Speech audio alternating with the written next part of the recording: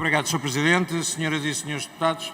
Fiquei a determinado ponto estarrecido e quase que com sentimento de ternura com a forma como o Partido Socialista coloca esta questão da coesão territorial.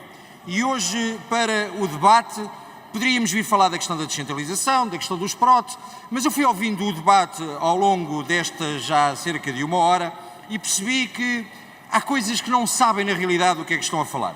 Ouvir, de facto, o Sr. Deputado Luís Graça a falar de situações que algumas vou deixar para o deputado Pedro Pinto, porque o deputado Pedro Pinto, com menos de um ano ou um ano e pouco de legislatura, já apresentou mais propostas pelo Alentejo e pelo Algarve do que o próprio Partido Socialista nos últimos 10 anos. Em relação àquilo que têm feito, entretanto... Peço perdão, Sr. Deputado, peço perdão de o interromper. Peço à bancada do Partido Socialista que seja económica nos apartes que faz. Ainda ontem, na Conferência de Líderes, chegamos facilmente todos a acordo sobre que os apartes não podem ser uma interrupção constante, contínua, do orador que está no uso da palavra, seja quem for. Sr. Deputado, peço desculpa, faça favor de prosseguir. Muito obrigado, Sr. Presidente. E trazemos a debate uma questão que é a estratégia local de habitação, diz o PS, porque implementámos a estratégia local de habitação. E eu pensei, é uma boa altura para falar disso, numa altura em que o interior está desertificado, mas que o PS de facto veio falar da estratégia local de habitação.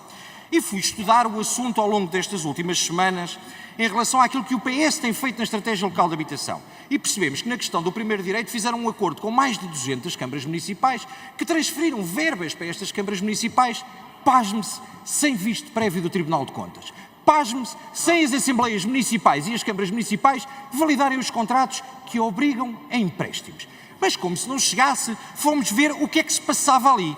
E chegamos à conclusão que com verbas do PRR, o que aconteceu foi habitação de custos controlados feitos com cooperativas. Cooperativas essas que menos de um ano depois faliram, a dívida ficou na Caixa Geral de Depósitos, comprada a dívida por fundos imobiliários com sede no Luxemburgo, que revendem a outros dois fundos imobiliários e que depois estes dois fundos imobiliários revendem aos municípios com mais-valias de 82%, depois de enviarem cartas aos proprietários e àqueles que são inquilinos que estão nas casas a dizer os senhores ou compram pelo dinheiro que nós queremos ou são colocados no olho da rua. Por um simples motivo, porque aqui estas pessoas ficavam ao abrigo do primeiro direito.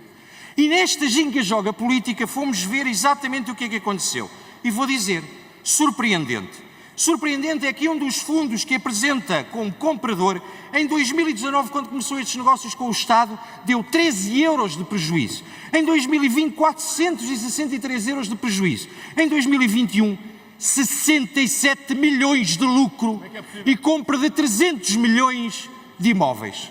Milhões de euros. Mas o mais surpreendente é olharmos e percebermos para o relatório financeiro que esta empresa não tem custos com pessoal.